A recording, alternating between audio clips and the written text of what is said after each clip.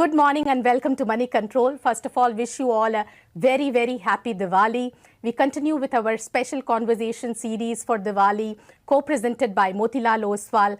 Last year, of course, was a great year. What does this year hold? Samvat 81. I have with me Saurabh Mukherjea from Marchellus Investment Managers to talk about what this year holds and how do you position yourself for trade. Thank you so much, Saurabh, for joining us this morning. So my first question is, over the last 4 years since the pandemic, we all know that the value trade really came back into play. Last 4 years, you saw all these PSUs go through the roof. The investment-led stocks did very well. Everything that was to do with government expenditure did very well. Do you see that trade reversing? Are there early signs of that trade reversing already visible? I mean, look, what happened was post-COVID, we had a blockbuster economic recovery. So financial year 22, 2023, 24, for 3 consecutive years, we had 7.5% economic growth in India. We had 20% EPS growth at the market level. And naturally, therefore, in such circumstances, Mahalakshmi, the market said, why should we invest in Marcellus type stocks? They're very expensive. Let's go towards PSUs. Let's go towards cheaper stocks. And as you correctly pointed out, 2022, 2023 were blockbuster years for PSU type trades. Now, what's happened in the last 6 months or so? In the last 6 months or so, the economy has started slowing down. The post-COVID recovery, I think for cyclical reasons, I don't think this is structural. I think cyclically, the post-COVID recovery is now ebbing. We are entering a cyclical slowdown. It was evident in the June quarter earnings. It's even more evident in the September quarter earnings. We are entering I would say at least a multi-quarter. I won't say it's a multi-year slowdown, but I think we are entering a multi-year earnings slowdown, and in that earnings slowdown, the usual stalwarts that Marcellus has backed for many years, Asian Paints, HDFC Bank, Titan, Divi's Lab, their earnings are holding up far better than the broader market, and naturally, therefore, the market is oscillating away. The market is gravitating away from PSU type names to the sorts of names that Marcellus has had in consistent compounders for the last 5 years. That's how I would perceive it. It's not so much that value is out of fashion and growth is in fashion. It's more that the post-COVID economic recovery, which was tremendous recovery for 3 years, that's slowing down. The economy is perceptibly and undeniably slowing down. And as the economy slows down, the market is going back towards the consistent compounders. And as a result, our performance has started blossoming again very nicely in the last 6 months or so. So how long do you see this sort of lasting? This slowdown, you think, is going to be the next 2-3 quarters, or could it play out over 2-3 years? So I think it's worth understanding in a way how the economic cycle plays down, because that will give us a sense of the drivers of the economic slowdown, which in turn will give us a sense of how long it lasts. If you think about it, right, the Russian invasion of Ukraine in 2022 led the Federal Reserve to hike by 500 bips. The RBI hiked by half as much. Now, whenever a central bank hikes rates by 200, 250 bips, with a year's lag, with an 18-year to 18-month lag, the economy slows down. And sure enough, the hikes of 2022 and 23 are biting in 24. We can see very clearly consumption growth has slowed down pretty much across the board, not just a big ticket, even small ticket consumption growth has slowed down. The second piece was the government stimulus. Quite rightly, the government of India exerted a massive stimulus during COVID. It was less punchy than the stimulus that the Western governments gave, but even in the context of India, the budget deficit was correctly and appropriately allowed to rip during COVID. As Nirmala Sitharaman ji has consolidated the budget deficit, reduced the budget deficit over the last 3 years or so, the fiscal policy also has turned contractionary. So you have monetary policy which has turned contractionary, fiscal policy that has turned contractionary. The global economy also has slowed down, and naturally, therefore, the Indian economy is slowing down, very clearly showing up in corporate earnings, both for the June quarter and for the September quarter. The September quarter, Mahalakshmi, I suspect at the market level, we'll end up with close to zero earnings growth. And my reading is until monetary policy turns expansionary again. So if the RBI starts cutting in, say, December this year, I think we're looking at the middle of next year, perhaps the end of next year, for the economy to turn the corner. I don't think the government is suddenly going to become fiscally expansionary. But if the RBI starts cutting from December this year, I think towards Diwali 26, Diwali 25, Diwali 2025, we could again hope to see corporate earnings growth picking up again. Okay, so what does that mean for the market? Because it's quite remarkable. You say that we are going to see 0% growth this quarter, but the analyst consensus also says, just 2% growth.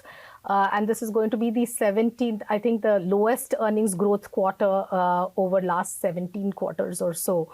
So what is creating this level of stress? Of course, one part is high base. Is there more to it? So let me answer the question on what does it mean for the market. I think that's probably the biggest question your viewers are interested in as they enjoy their Diwali holidays. I think it means for the market a meaningful pullback. So if we think about it, right, the forward PE of the Indian market will be around 23, 24. Long-term average PE for the Indian market tends to be 16, 17. In contrast to that, we are a good 1/3, even I would even argue perhaps 50% above the long-term average PE. Bloomberg consensus, I looked at it. I have to confess, I haven't looked at consensus EPS growth for the last month or so. But last I saw, for the year ending March 25, the expectation of consensus was that there'll be 15% EPS growth. I think that's highly, highly unlikely. I think there'll be big pullbacks. I think the brokerage industry will pull back the expectations of FY25 earnings.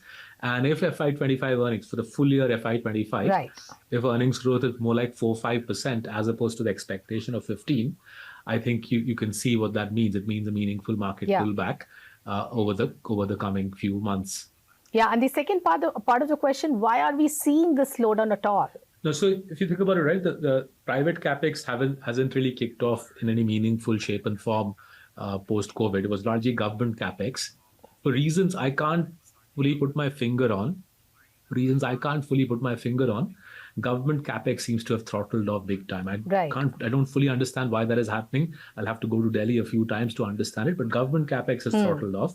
Private capex hadn't started post-COVID. Consumption has been weak for a couple of years. I think it seems to be weakening further. Combination of, I think, weak job creation in the private sector, and especially in the IT services sector. Job creation has been weak, although it seems to be reviving. And then, as I said, interest rate hikes, which mean households are spending a bigger and bigger portion of their income paying EMIs rather than spending it on consumption. And the government was also fiscally consolidating. Nirmala ji has done a very good job of fiscally consolidating over the last couple of years. So the government is spending less. The private sector is spending less, partly because the private sector is not interested in capex, and households are spending more servicing their debts. And job creation has been weak. I think this is the first time I can remember for many, many years, India's elite institutions, including, say, the IITs, not being able to place a good third of their students a good third of the outgoing class hasn't landed jobs. So just that gives you a sense of how weak the private sector job creation market is. I think all of this is cyclical. We are a free market economy. We've had 3 years of tremendous growth. You're bound to see a cyclical lull for a year or so. I think that's what we are seeing. As monetary policy turns constructive, hopefully by Christmas, I think second half of next calendar year, we'll see the economy perking up. But in the interim, I think we're left with a market which looks very punchily valued relative to weak fundamentals. Saurabh, the last time we spoke, one very important theme that you talked about was this, change from unorganized sector to organized sector, which really led to, and also things that you can do because of technology today, which you couldn't do in the yesteryears. This has been a big trend that has played out, and that has also sort of catapulted a lot of small and mid cap companies into focus. Do you see a continuation of that trend, or are we hitting a plateau there as well?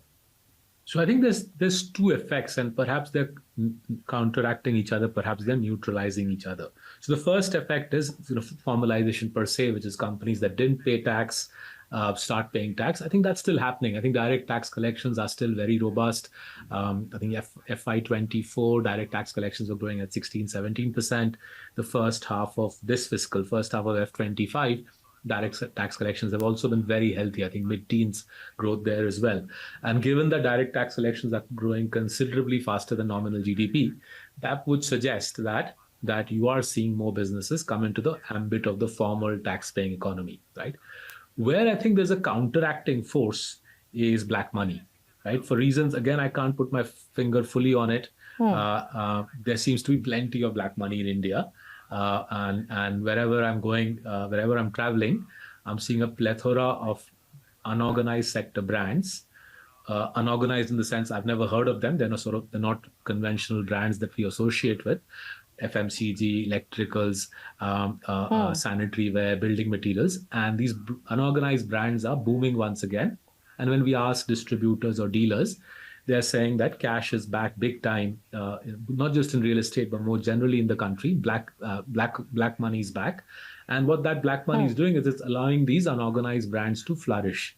So I don't fully understand why in the last year or so there's been such a sort of resurrection in the supply of black money. Black money liquidity seems to be abundantly available.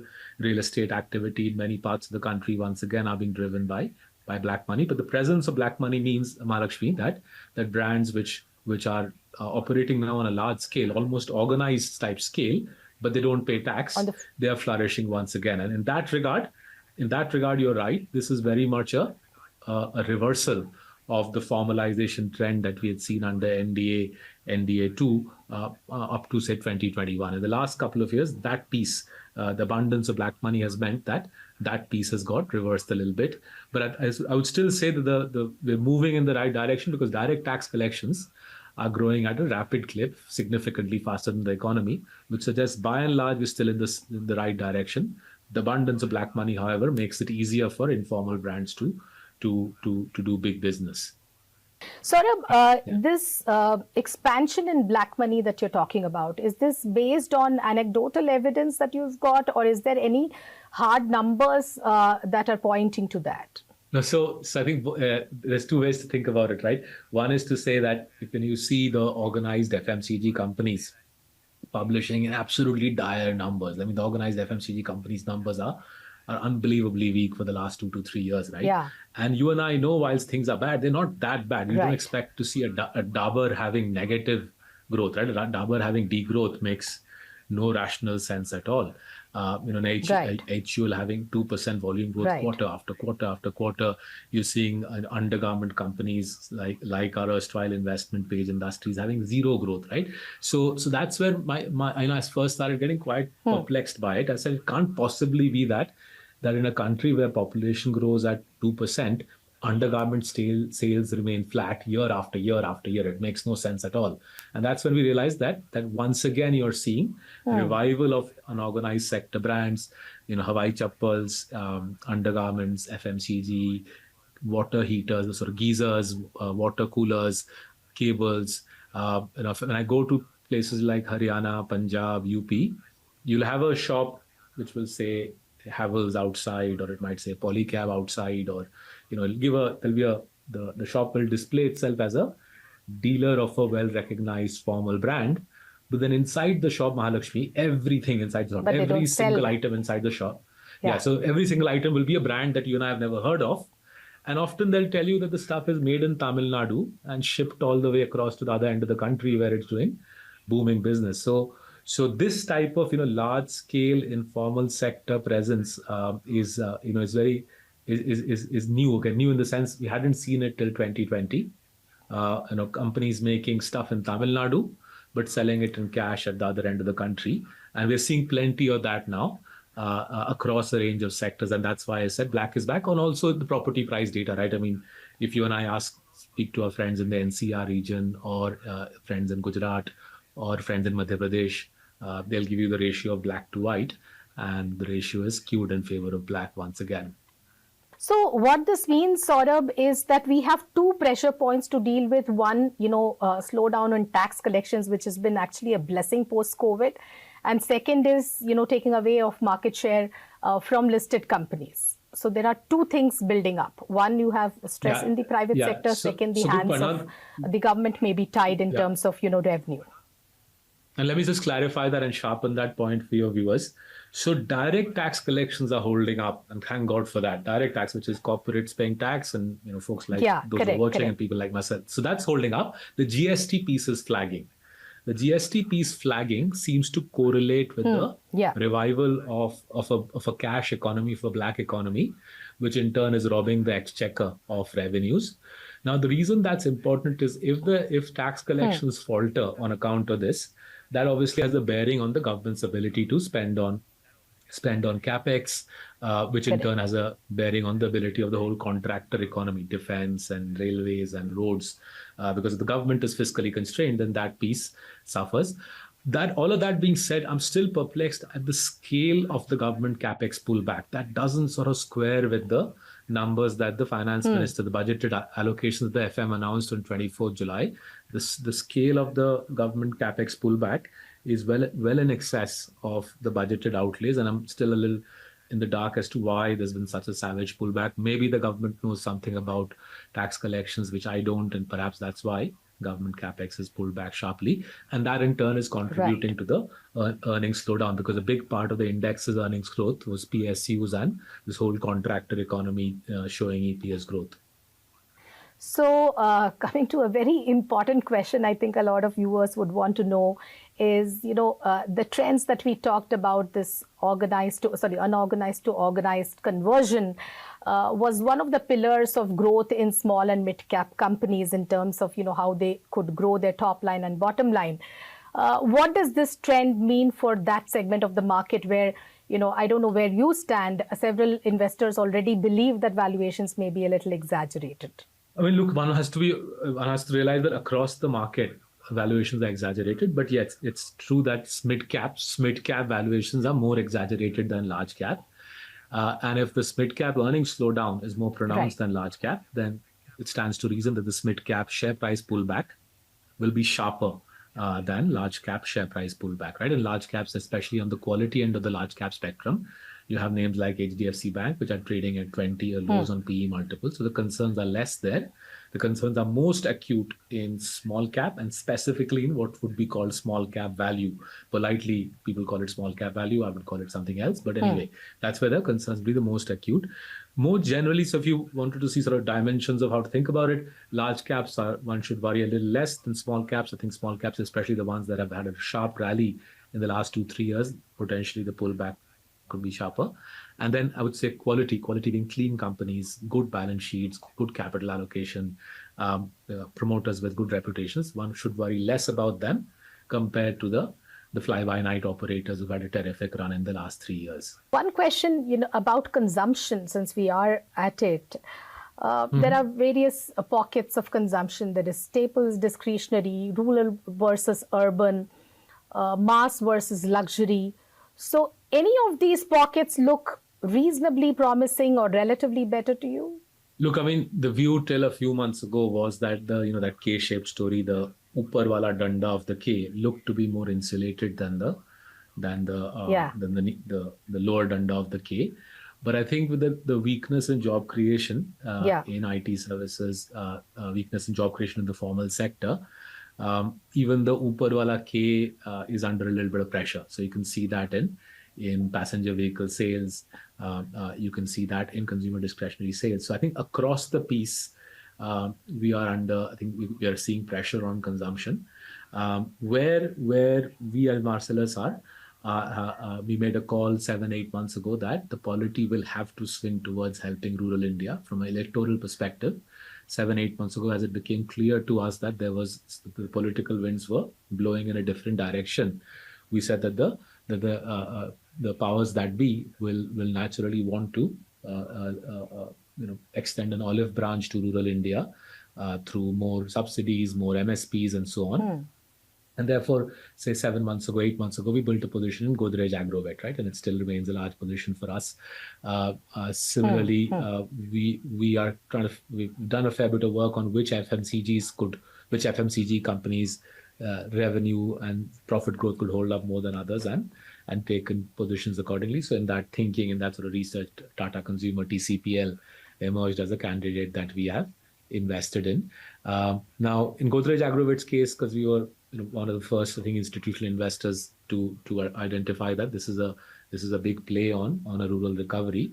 We entered at valuations which were pretty undemanding. I think we entered at 20 times earnings. It's pushing towards 30 times earnings now. In TCPL's case, the valuation ask is high. In TCPL's case, the valuation ask is high, and therefore we're being a little cautious. But TCPL, as Tata Consumer, as many people know, sells tea, coffee, salt, and given the more, the prosaic nature of what they sell, we're hoping that the consumption doesn't bite home, because if in India salt sales start stalling, then I think that's a crisis on a different scale altogether. So we are tilting towards the rural consumer.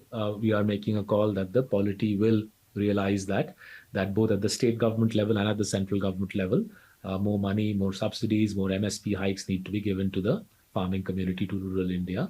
And a disclaimer here, all the stocks I'm mentioning are part of our portfolios. I'm invested in our portfolios. My parents are as well, and obviously our 7,000 clients as well. So there are a few luxury plays, right? You mentioned passenger cars, but what about the others? The watch company that everybody talked about, the car dealers. Are they also under pressure? You would refrain from investing in them? We still have a large.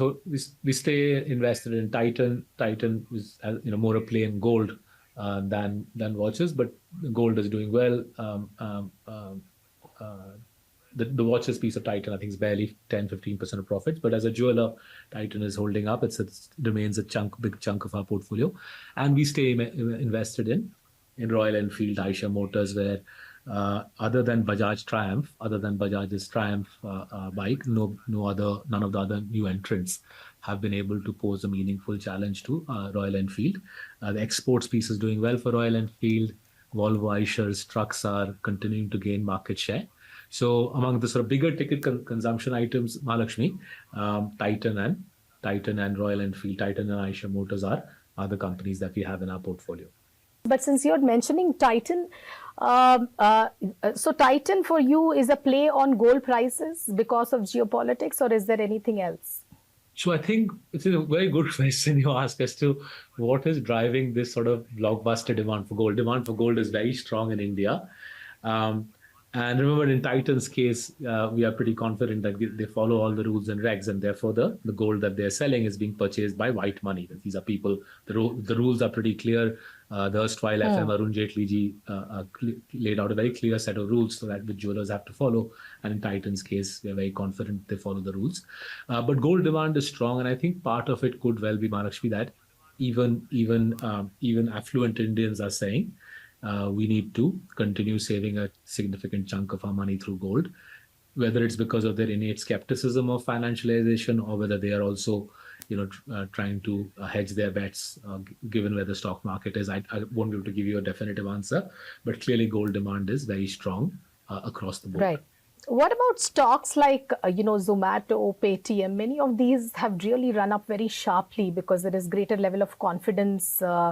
At least in Zomato's case, people think that the right to win is becoming very strong.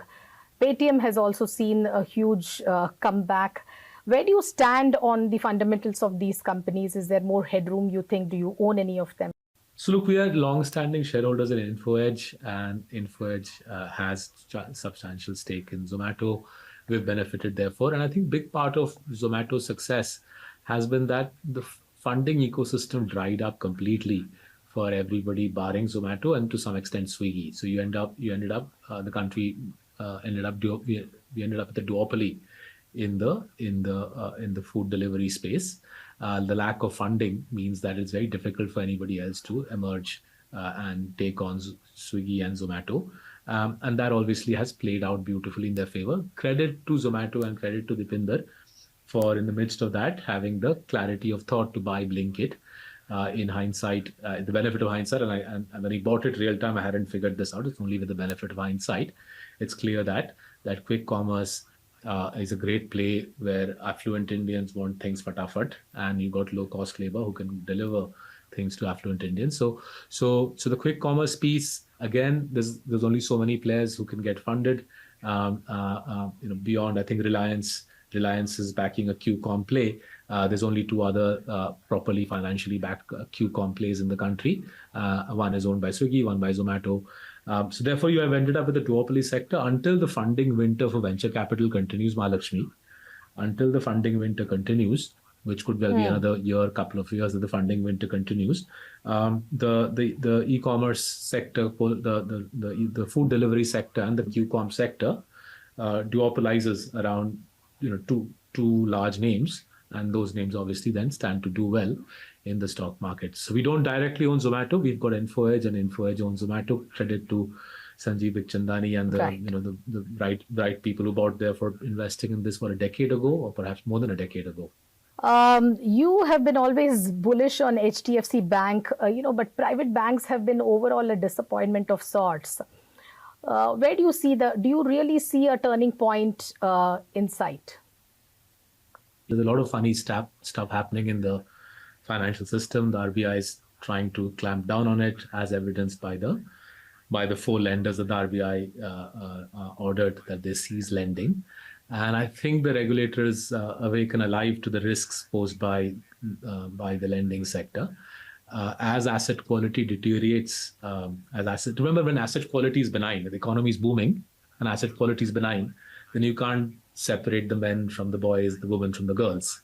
It's when the economy starts softening, as it has, you'll see sharp demarcations in asset quality. As it is, HDFC's asset quality is on a different planet to any other private sector bank. But I think in the coming quarters, that discipline, the ability of this large bank to lend at scale and still keep asset quality strong in a soft economy, I think will become very apparent. And in parallel, I think there's a bunch of things the RBI will do to clean up, what's turned out to be a fairly unruly sort of lending ecosystem. I call it a parallel financing lending ecosystem, but I think there's cleanup actions I think the regulator will take there alongside a softening economy. So you can see microfinanciers NPAs are going up. You can see unsecured lending NPAs are going up pretty much across the board. And I think HDFC Bank's results, I'm hoping, will show that why this lender stands tall. Uniquely almost in a country where nobody else has been able to control asset quality quite like the HDFC Bank. And we remain large investors, and the fact that it's cheap has emboldened us to build a large position. I think our largest holding, actually. Okay, so you continue to be, is it only HDFC Bank, or would you count others? For example, you're also extremely bullish on not a bank, but Bajaj Finance for a long time. Is anything changing there? That has also been a stock that has been... So our big holdings and lenders are HDFC Bank, then Axis Bank is a smaller holding. Bajaj Finance is a significant holding. We have pulled back the Bajaj Finance holding because, as I said, I think the asset quality piece is going to be under pressure, and Bajaj, naturally, due to its exposure, greater exposure than the banks to unsecured, I think will face asset quality pressure.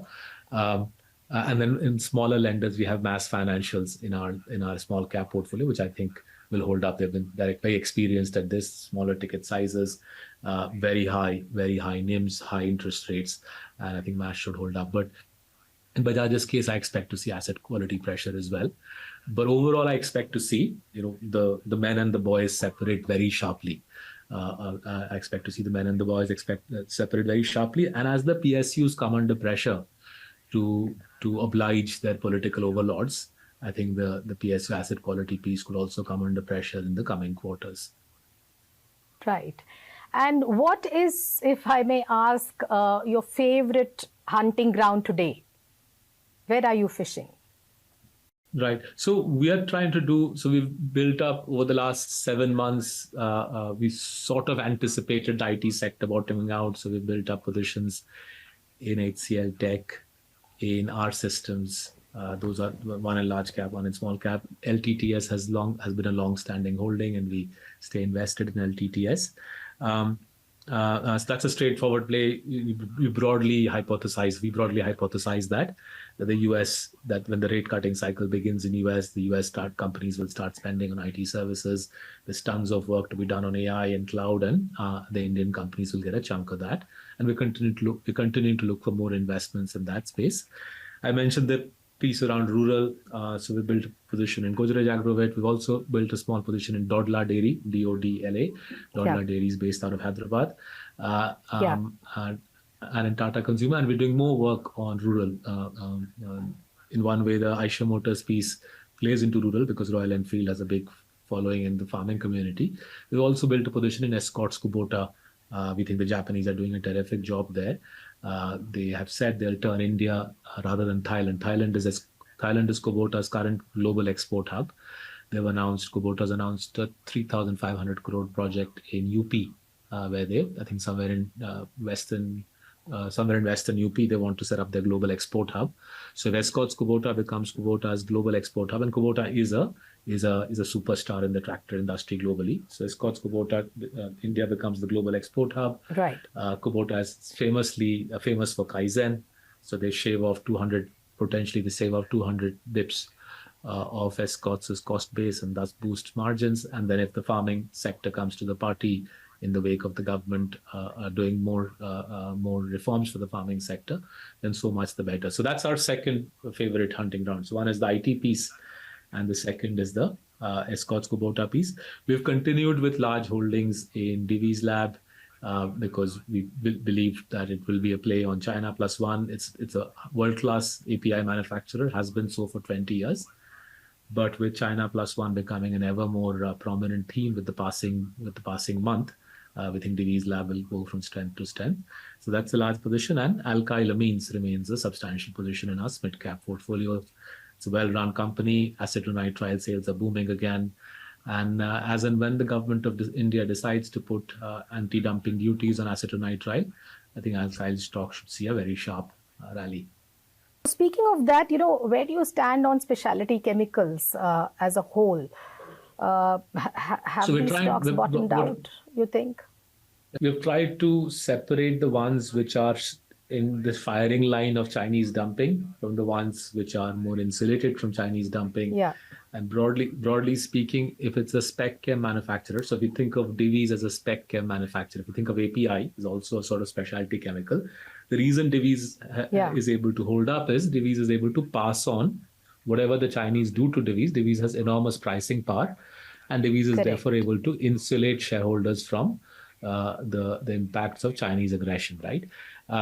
Alkyl wasn't quite able to do so because acetonitrile is a commodity to some extent, and therefore Alkyl got suffered on account of that.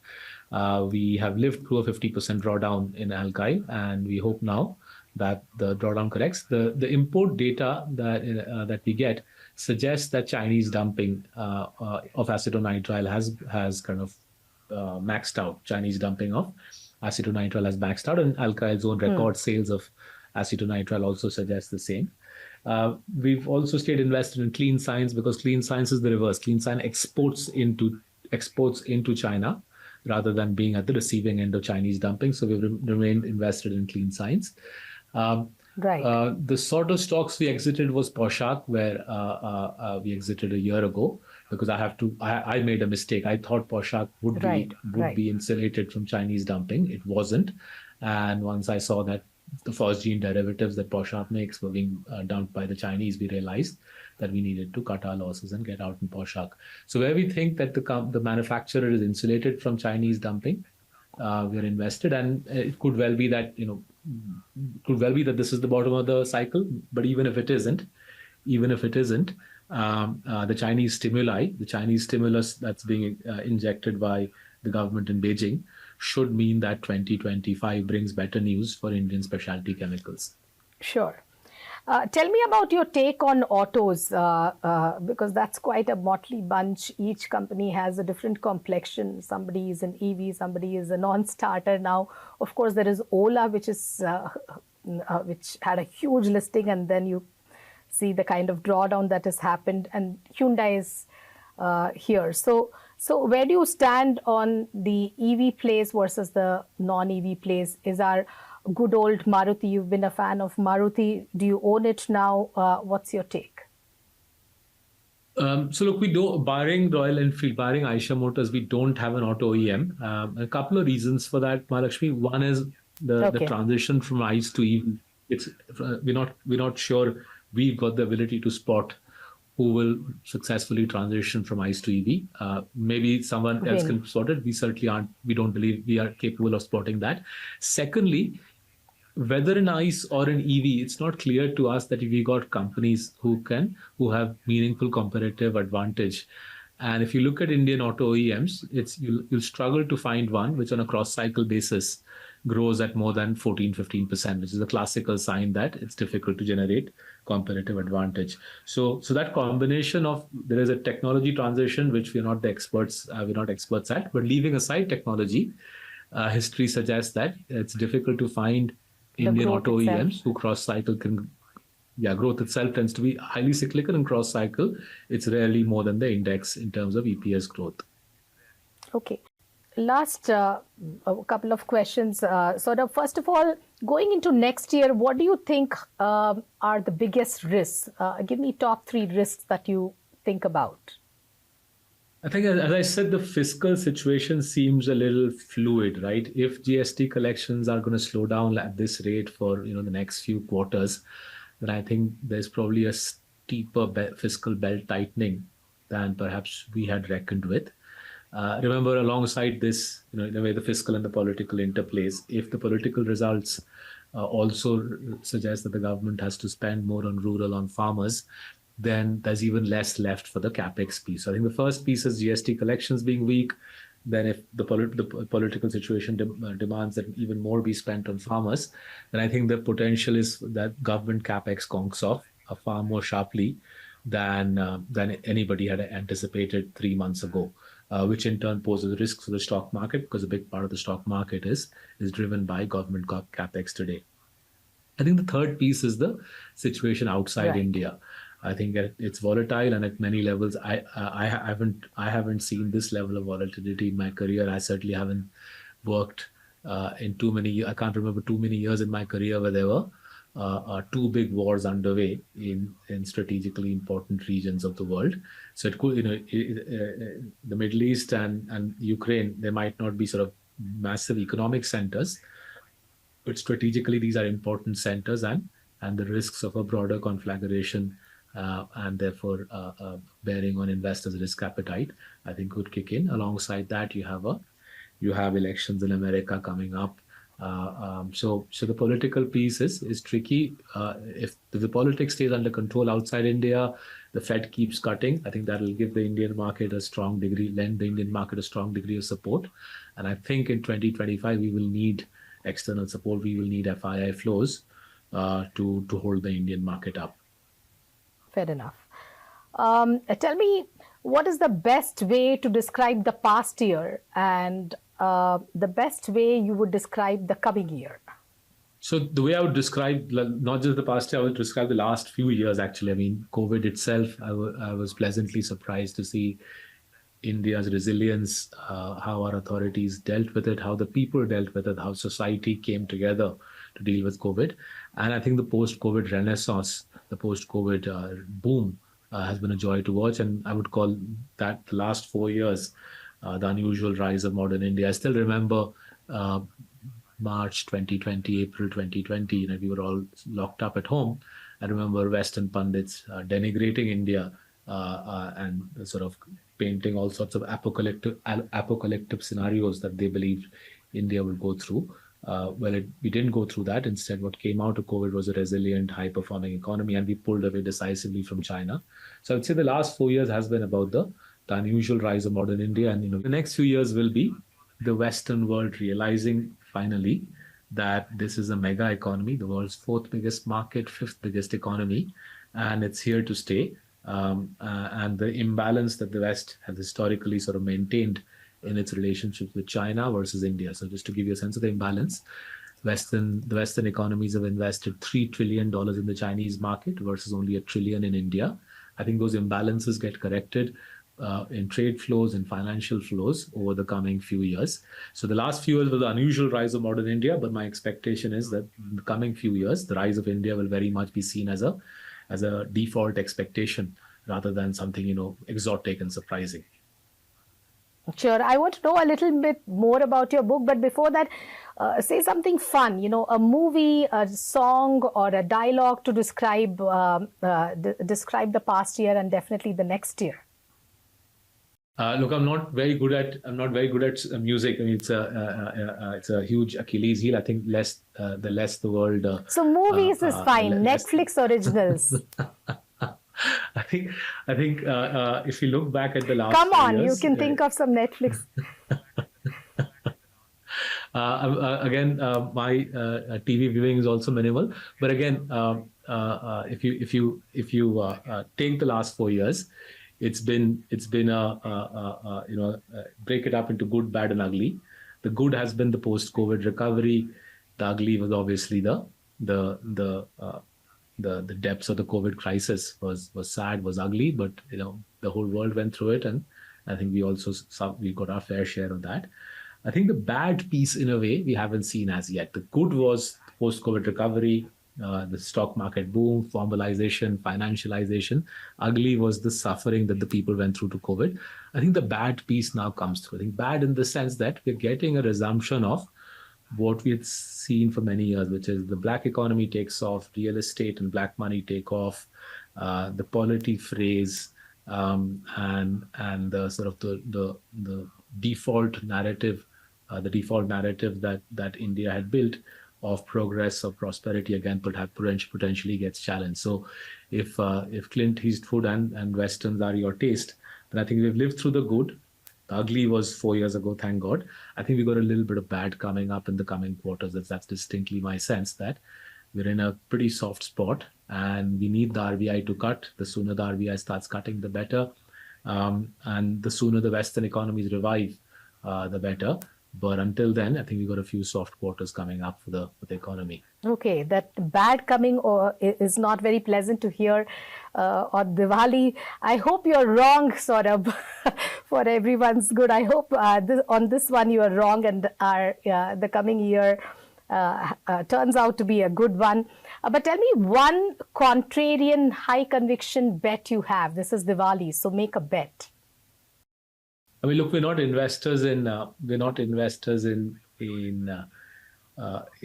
FMCG stocks beyond Tata Consumer. We've got in pharma, we have Divi's Lab and Alchem.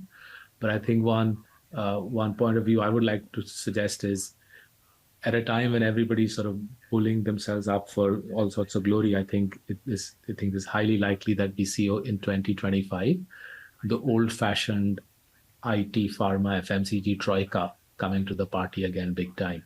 Pharma has already been doing well because China's banged down the prices of pharma raw materials. IT has only recently started a recovery, but I think we could see the IT recovery sustaining pretty powerfully into 25, especially if the Fed continues cutting. And I think FMCG could once again become a glamour sector if the government rolls out the red carpet for rural India. Sure. And I know you might just duck this question, but I still have to ask, where do you expect Nifty to be next Diwali? I think over the next 12 months, if the Nifty does even high single digits, I think we should be very happy. Okay. Fair enough. Now, coming to your book, first of all, congratulations on the new book. I don't know how from where you find the energy and time to write so much. I'm greatly inspired. So what prompted you to write this book? And secondly, what can investors look forward to learning from this? Right. I think I should remind you, Mahalakshmi, you were the first person to commission me to write. So thank you very much for doing that. I think that was 14 years ago. So you got me going on a journey which is continuing. So post-COVID, one of the most noticeable aspects of the post-COVID recovery was female employment, female education, female earnings, and that therefore became one of the 5 planks on which we built this book. Now, what can investors learn from the book? My submission to those who are watching this is, a lot of what's actually happening in India is largely unknown to Indians themselves, right? So we live in large, relatively prosperous, relatively advanced cities like Bombay, Delhi, Bangalore, Chennai, Hyderabad. But the changes that are really transforming India are not so much visible in the big cities. And for that, you have to go to places like Coimbatore, Tirunelveli, Trichy, Indore, Kolhapur, Sholapur, Kanpur, Ludhiana, right? And if you go to smaller town India, I think you're able to see multiple dimensions which have enormous relevance for investors. So the first one was the rise of women, the fact that they now have more money in the bank than men, they have more bank accounts than men, their default rates are half of that of men, and increasingly women run SMEs. are doing better than many male-run SMEs. That obviously has a bearing on behavior. Our investment in Trent 1.5 years ago was actually inspired partly by that, right? And it's turned out to be a multi-bagger for us. The second plank is the nature of the Indian elite is changing. People like me who are educated overseas are increasingly relevant. IIT, IIM educated people are also increasingly relevant. The people who are running India are local graduates. So if you see the data on Indian boardroom composition, non-IIT, non-IIM, non-overseas directors now dominate the boardrooms of corporate India. And the transformation in the elite means what items they spend on, how people show status, how the elite shows status has changed. That again has a bearing on how investors should think about investing. And finally, it's just to give another dimension of what I think investors can get out of this book. If you look at the data and if you travel to South India is now a quarter of India's population, half the GDP, and 2/3 of the GDP growth. Right? It's the fastest growing region in the world. It's been like that for the last decade. And I would submit to your viewers that South India is going to be the fastest growing region of the world for the next decade. And therefore, over-indexing on companies who have a disproportionately high exposure to South India, to my mind, would make a lot of sense. Right. Fantastic. On that note, thank you so much, Saurabh, for joining us, and wish you a very, very happy Diwali. Have a great year ahead. Thank you so much. Thank you. Happy Diwali to you, Mahalakshmi, and to your viewers. Thank you so much.